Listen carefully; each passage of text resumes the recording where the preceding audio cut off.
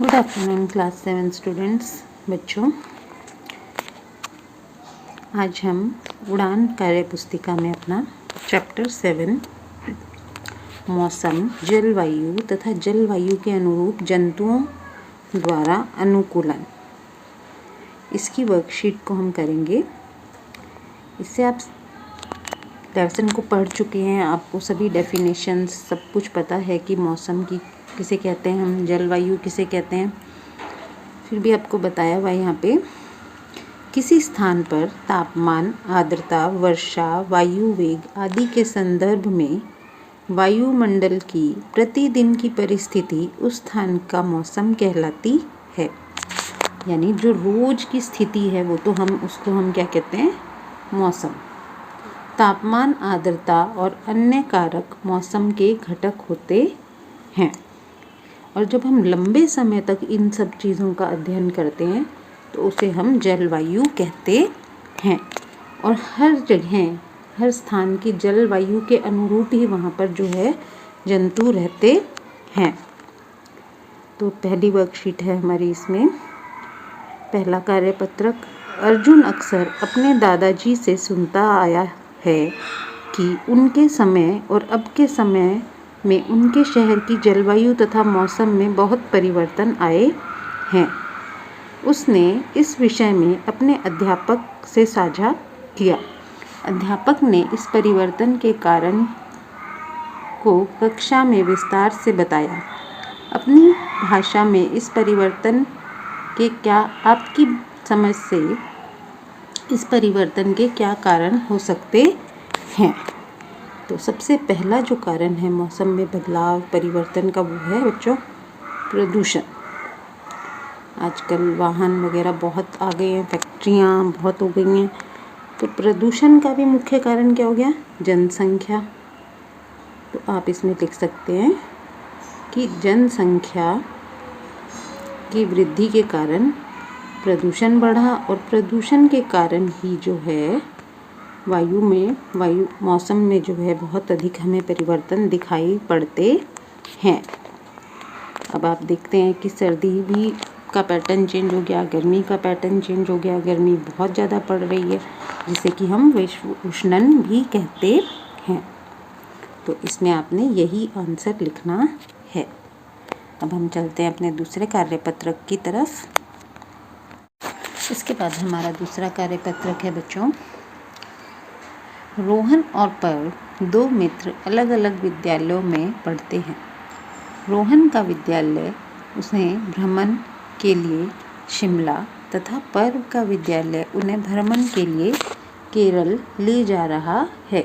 तो दो अलग अलग स्थान हैं, केरल और शिमला। एक उत्तर भारत में, एक दक्षिण भारत में। आपके अनुसार दोनों के भ्रमण की तैयारियों में क्या क्या अंतर होगा। अब दोनों बच्चे अलग अलग जगहों पर जा रहे हैं। जो शिमला में जा रहा है वहाँ पर मौसम कैसा होगा बच्चों, वहाँ की जलवायु कैसी है, ठंडी। तो ठंडा मौसम होगा, तो बच्चे उसी हिसाब से वहाँ पर कपड़े आदि लेकर जाएंगे। और केरल जो है, वहाँ की जलवायु जो है बच्चों, या वहाँ का मौसम कैसा है, गर्म। वहाँ लगभग पूरे साल गर्म, और इसके अलावा वहाँ पे क्योंकि समुद्र तट भी है, तो वहाँ पर जलवायु हमेशा कैसी रहती है, आर्द्र। यानी वहाँ पर आर्द्रता अधिक रहती है, आर्द्र। तो इस तरह का जो मौसम होता है, वहाँ के हिसाब से कपड़े जो हैं, वहाँ गर्मियों के हिसाब से उसको तैयारी करनी पड़ेगी, कपड़े, सूती कपड़े वगैरह लेके जाने पड़ेंगे। जबकि शिमला जो है ठंडी जगह है, तो वहाँ ऊनी वस्त्र उसको लेकर जाने पड़ेंगे। इस प्रकार दोनों की तैयारी जो है वो अलग अलग होगी। वहाँ का खान पान भी अंतर है दोनों जगहों में। तो इस प्रकार दोनों जो स्थान हैं, एक ही समय में, अगर हम दिसंबर या जनवरी की बात करें तो केरल में इस टाइम क्या है, गर्मी ही है, जबकि शिमला में बर्फ़बारी वगैरह हो रही है। तो अब हम तीसरे कार्यपत्रक की तरफ चलते हैं। तीसरा कार्यपत्रक जो है उसमें आपने क्या करना है बच्चों, देखो अपने आसपास पाए जाने वाले जंतुओं को ध्यानपूर्वक देखें और निम्न तालिका को भरें। यहाँ पर आपने जंतु का नाम लिखना है पहले कॉलम में। जैसे हमारे यहाँ पर कौन कौन से जंतु पाए जाते हैं, गाय, भैंस, ऊँट, इस तरह के जो जंतु हैं वो पाए जाते हैं। तो जंतु के अंग जो उनकी मदद करते हैं, जैसे गाय और भैंस जो है उनकी त्वचा और उनकी मौसम को सहन करने की क्षमता जो है त्वचा के कारण होती है।